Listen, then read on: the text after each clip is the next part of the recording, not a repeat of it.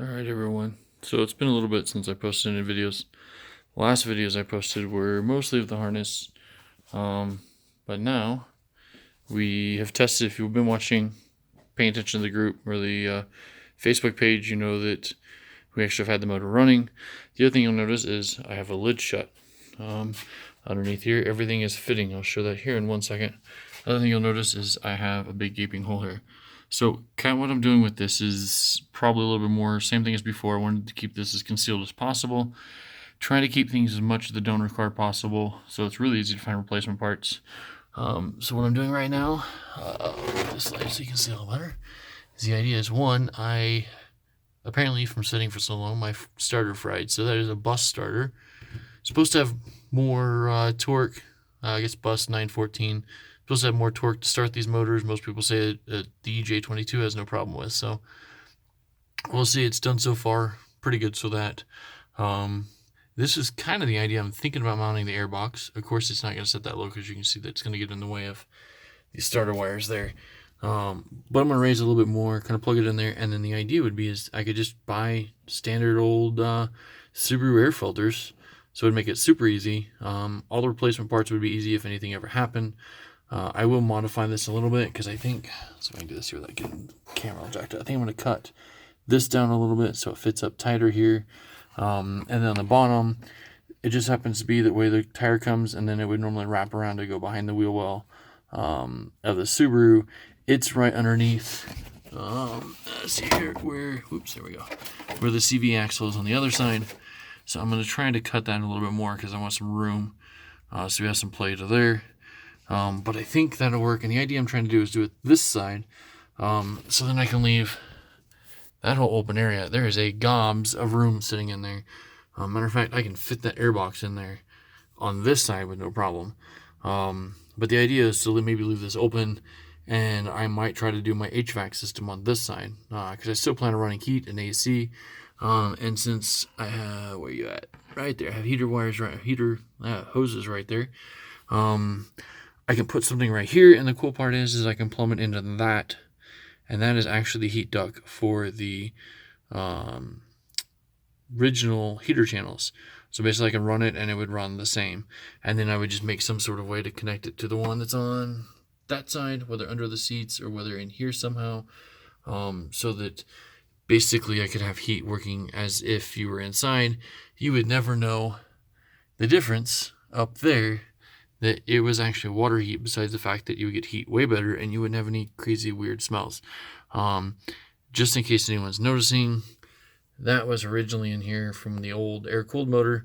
The car had set 5 years before when I bought it, so I didn't know what that metal line was going to be like, so I put one here. There's also one at the tank before the fuel filter, or the fuel pump. This one is actually going to come out.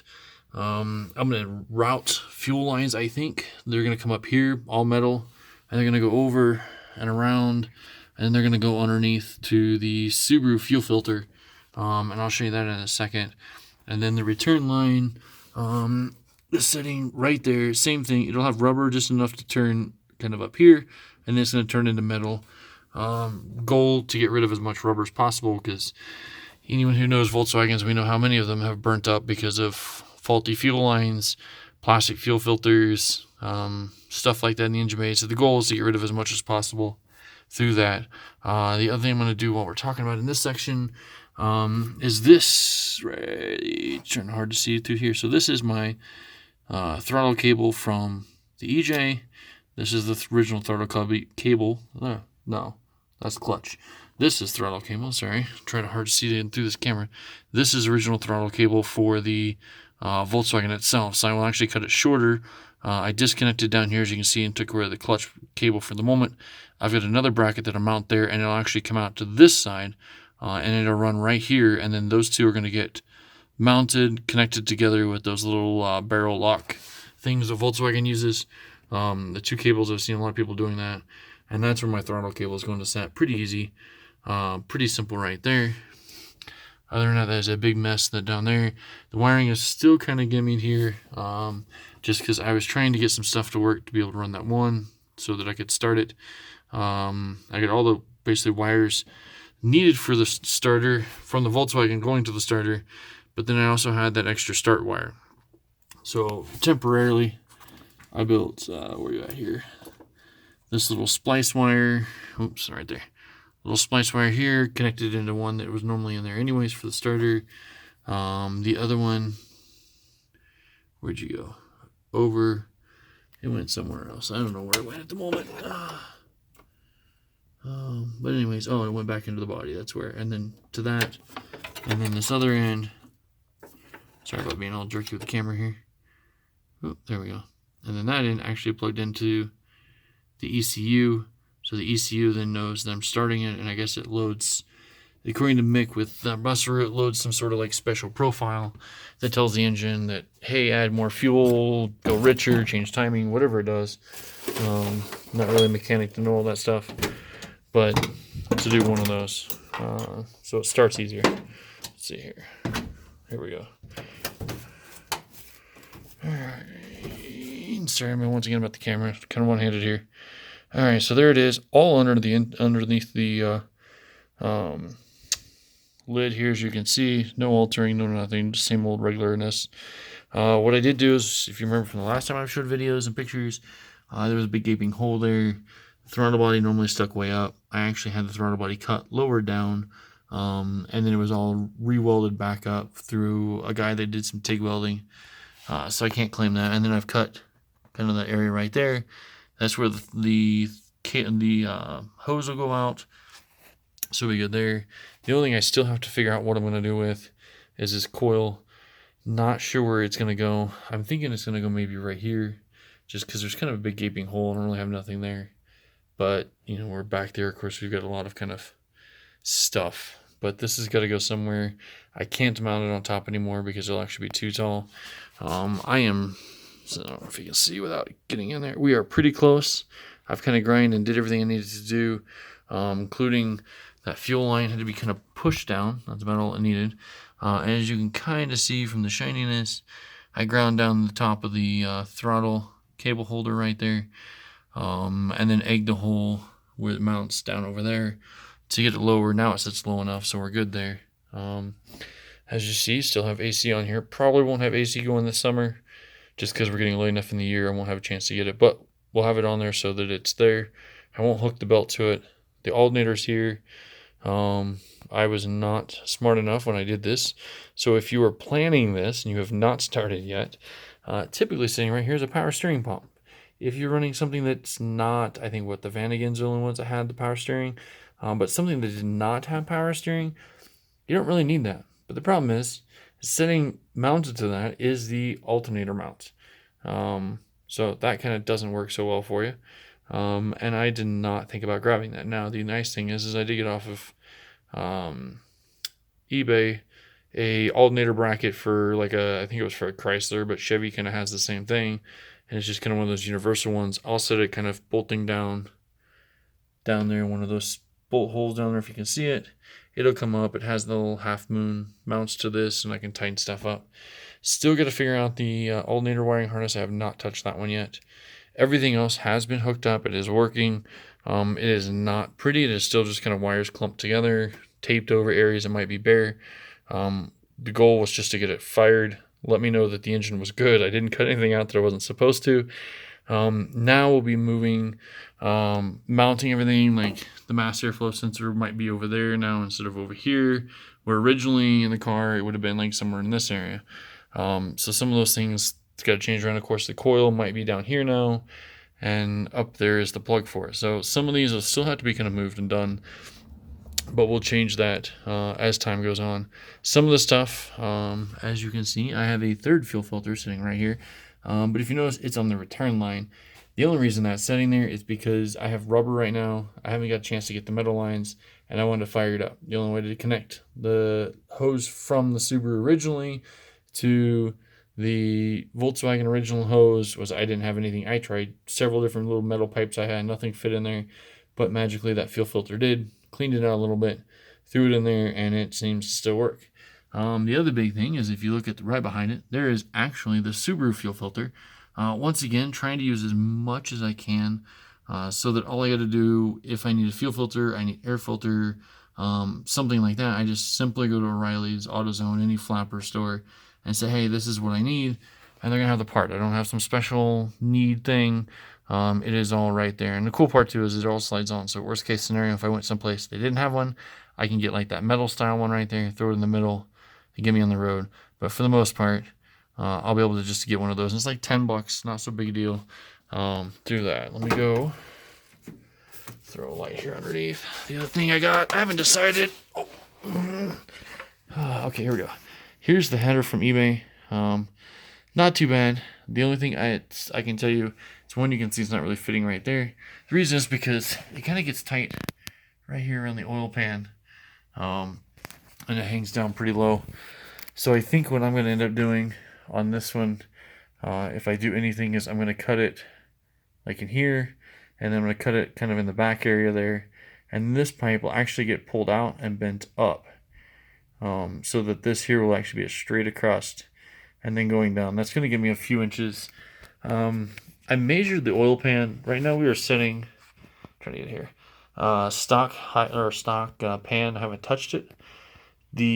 From what we've seen, I had it on the ground, because if you notice, we don't have jack stands or the ramps anymore. We have jack stands. But when I had the ramps on it, so I actually had the weight of the car on it, I ended up putting it all on the ground before I put these jack stands in their place.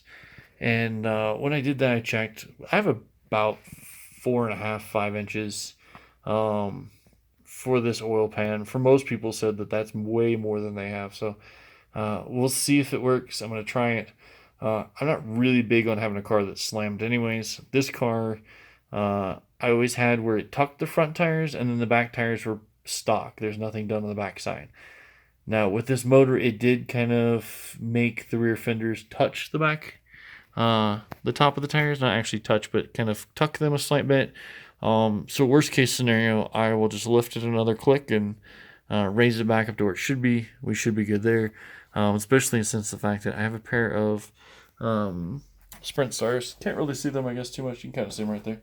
At some point, I'll get those restored and done. And when I do, unfortunately, I have a pair of 195/60s, I think, that are going on there, that came off of those. And when I put them back on, of course, they're going to be a little lower profile than these. So that would, of course, lower me down a little bit more. So we'll see. I'm also kicking around the idea, as you can see, kind of goes around, that maybe just using the stock exhaust manifold, trying to make kind of a header, cut the cat out. Not really sure. That's what most people seem to do. This seems to be okay. I might try to sell it, see what I can get out of it, and just use the stock.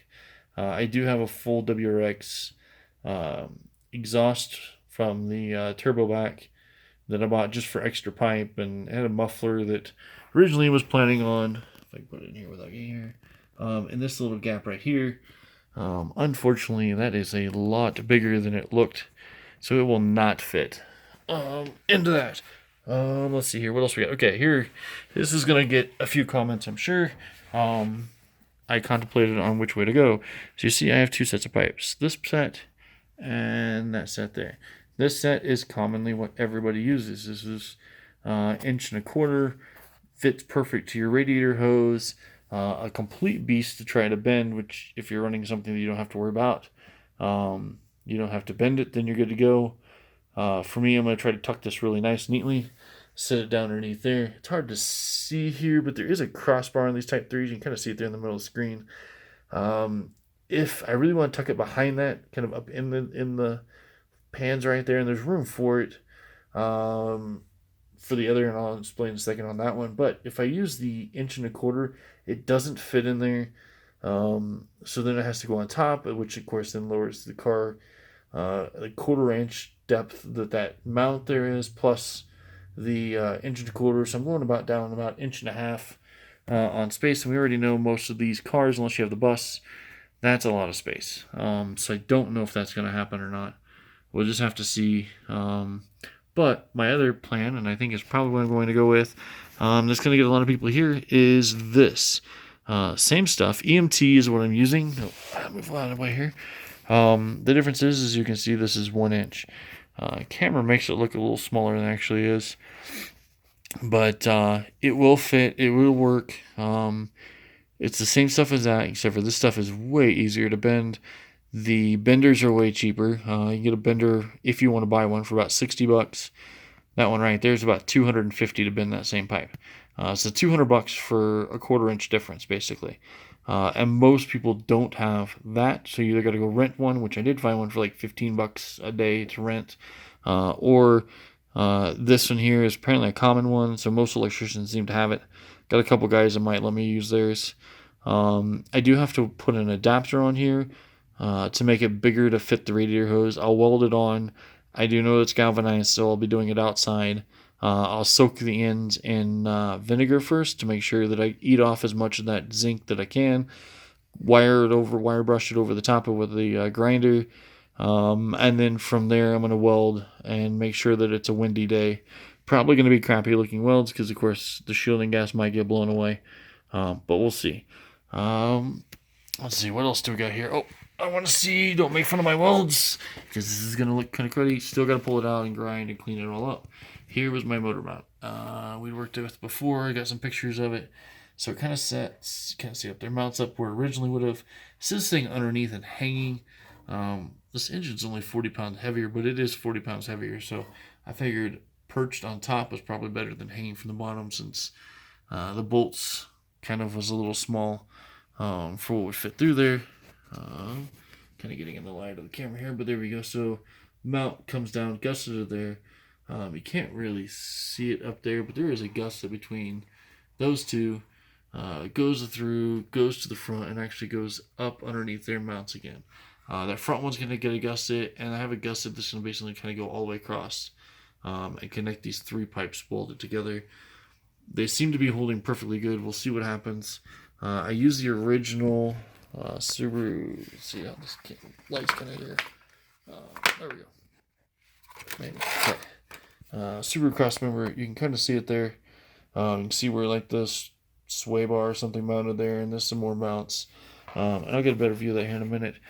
I like the idea on this to run it so that I didn't have to spend much time trying to make up something fancy or whatnot. Now, kind of looking back in a way, I kind of wish I didn't. There was trying to save some money and some time. There is a kit from, I think, Small Car. Mounts to the engine, mounts up there, somehow snakes around the oil pan, comes out here and basically make a mustache bar, and you would just go back up and mount kind of where I already had that before. The problem I've noticed with this so far is it's kind of getting in the way in a few things. A few things the way I wanted to run, like I really like to have, like some other people do, and turn this exhaust manifold around backwards, which probably would fit perfectly well in there. And I wouldn't have to cut this. I wouldn't have that problem with that pan area right there. The problem with that, unfortunately, when doing that, is the fact that let's see what's that. This side here, this pipe here, as you can already see, kind of on this side, that's too short. So it wouldn't fit. I would either have to lengthen this pipe here, or cut. And as you can see, I'd have to cut enough out of that mount to make this mount totally useless. So if I was to do it again, I probably would not use that. To be honest, it was one of those things, especially with these mounts and building this design, that everyone's worried about the time you spend on your wiring harnesses. I can tell you I spent way more time designing this engine mount system than I spent on my wiring harness. So, kind of give you a clue, up to you, what you got, what you don't got. The nice thing is you know everything's going to fit to this mount. For the Subaru, if you fit it the way the Subaru is supposed to, which of course, this here is the front, and back there is the back. So for Subaru, that makes sense. And it fits that way. So that's kind of the big thing there. Let's see what else I got. Oh, all right.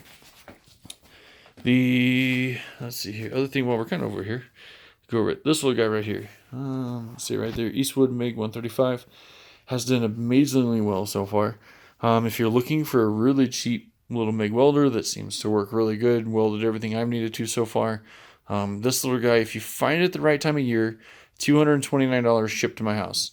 I didn't think that was too bad for the welder. Of course, the tank you got to buy yourself, and the cart down here. But the cart's a Harbor Freight. It was like $29.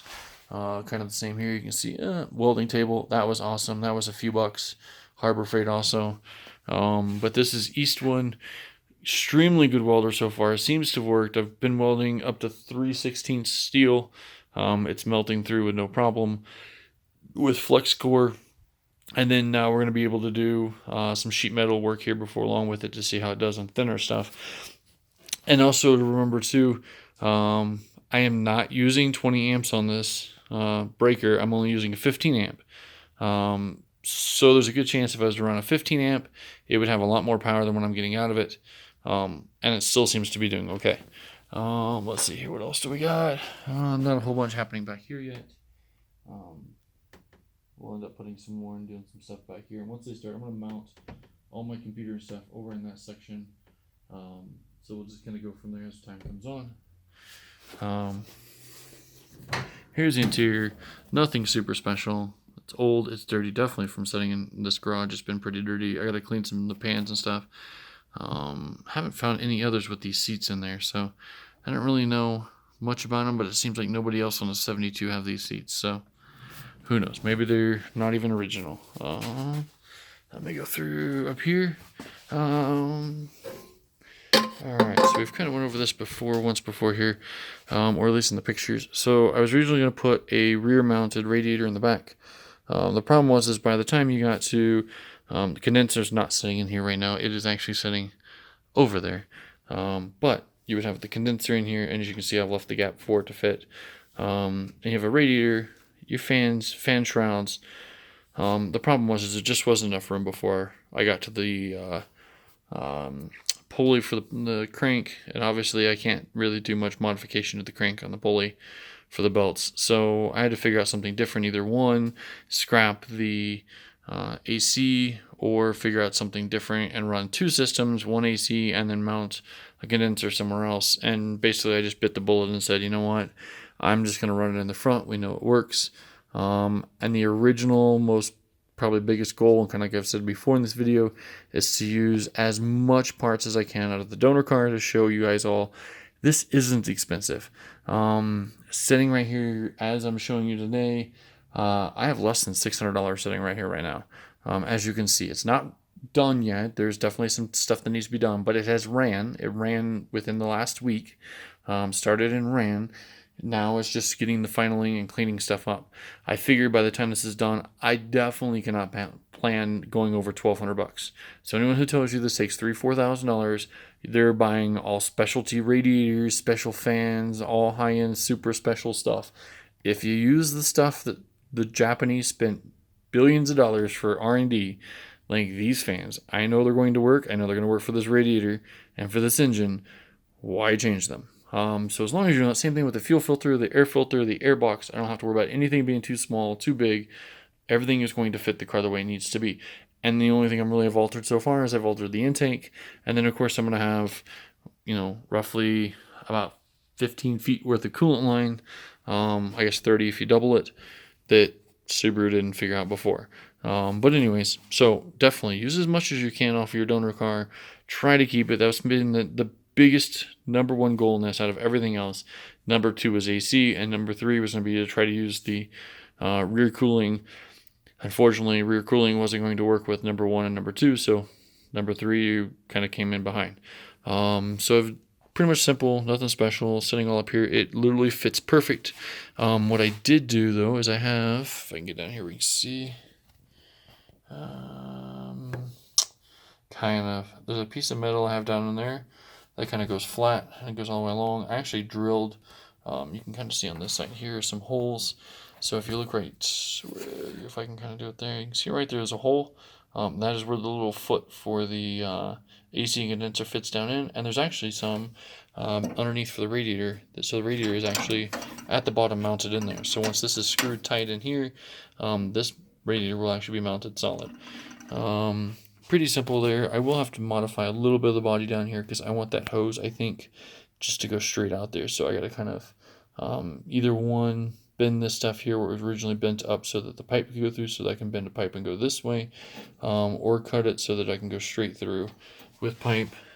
This one here, the goal is going to be go from here, 90 it down, and then try to go down that hole and back out through that. Now the other big thing here, of course you're all wondering, is how this is going to get cool. You're seeing some of the stuff in the rough section, so just kind of have to follow with my idea here. So here's the holes I cut. Originally, this section out here was where the bumper, that reinforcement bar went from there to there. So what I did is I cut, trying to mimic it. If you look closely, there's a little lip here and then a lip out. And as you can see, I kind of draw on the lines of where that needs to go. I'm going to try to make that shape follow all the way out so it looks all factory. Bend this back along with it. And then these, as you can see, I've cut them all, these two parts are not there. This will actually get bent out. I'll drill a hole in it so that I can mount to bolt through there. And then the plan for the grill, if I can get through here, is these. When we bought the house and moved in, it had these little shelf things. I don't have a clue what they're for. I haven't found a spot for them. We've lived in this house for 5 years now, so these are going to, at least one of those, I think there's 3 right there. These are going to get one of those are going to get donated. I'm going to use that expanded metal, put that in there. I might try to put a little bit of screen over the top of it just to catch the little rocks, but I don't know if that'll make much of a difference. And then let's see if I go back underneath. Oh. And then the idea is to run around that and run right down the middle. If you can see kind of that little spot in the middle there, run right down it for the heater lines to the back, and then kind of bend them around. We'll see how it goes. The other thing I want to do different too, give me a second here, is I'm going to change this fuel filter out, or this fuel pump out a little bit, the angle, or at least the way it mounted it and the way things were up here. Try to keep it as original as I could. This was originally a fuel injected car, so when the Bosch one went out, I bought this. Of course, now I don't have to buy one for this spot because I already have the one everybody went to. This is the the EX 2000 AirTax, so it's already got everything I needed to. But I did have like some really funky kind of trying to fit it the best I could. There's some sort of pulse, something or other. Supposedly they need on the air-cooled engine. They don't exist on these newer engines, so I'm going to take that out. Taking that out is going to give me some more area. Plus, since I have the welder, I didn't have it before, so I had to kind of do what I could. Now that I got the welder, I'm actually going to try to weld some brackets under here, make that a little cleaner, make it up a little higher. So that way too, here we go. When I have, and there you can see kind of that metal there. But if you look back, can I get the camera in that area there? It's already pre-vented. So this is where all the air is going to come out. And it's going to come out in the heat and there we go. And then the fuel pump's right there. Excuse me. I'm not really sure if that's going to cause a problem or not. So we might have to try something different there. We'll see how that goes. Well, that's kind of the gist of it for right now. Gonna keep following. I'm hoping if all goes right, next couple weeks, this thing is going to be running and driving. We'll see. The only thing I didn't do for, just because I'm a newbie and it was for safety things, I did not excuse me, I didn't put the clutch in it, so that way in case something happened, engine went crazy, whatever the case may be, it wasn't going anywhere. That was the idea, in case the clutch got bound up or something and it tried to take off. So of course the downside is once I get all this done, I'll have to pull the engine out, put the clutch back in it, but it's leaking pretty crazy right there. There's a spot behind one of the heads, there's a little plate. It's not that oil separator that normally leaks. This one actually was lucky enough to have the metal, but it's kind of underneath there. So I might have to take that part, change that, and I do have some valve cover gaskets. These things are pretty nuts. So definitely, here's going to be that bracket for the throttle cable. I got 2 little spots to tie it down and weld for there. This is going to be the bracket that mounts on that transmission, and then it'll be welded sort of like that, so it'll mount and set right where it needs to set. But anyways, that's for the most part. Regular exhaust manifold. Still got a handful of parts. This is left over from the Type 3 I have now. Another Type 3 that you can see the cowl and stuff there that I originally had sitting in this spot. Unfortunately, I had to kill to make this happen. And then these are all the extra parts, Subaru parts, some of them on there that we'll use, some we won't. Some are AC stuff. And then we'll just have to go through and figure out from there. So stay tuned. I know this video was kind of long, but haven't done one for a while. I'll give you a quick view of the car, I guess. And then hopefully we'll get some better looks after we get going a little bit here. So the garage is kind of crazy mess. It's a 2-car garage. Everything's been done in this garage. So if you have a 2-car garage, you can do this also. Just got to pick you up a welder or buy brackets if you got the money for it. And just slowly go around. Cherry picker here. Over there's an engine stand. And I just saved as much as the donor. It was pretty crazy, pretty tight in here for the original time.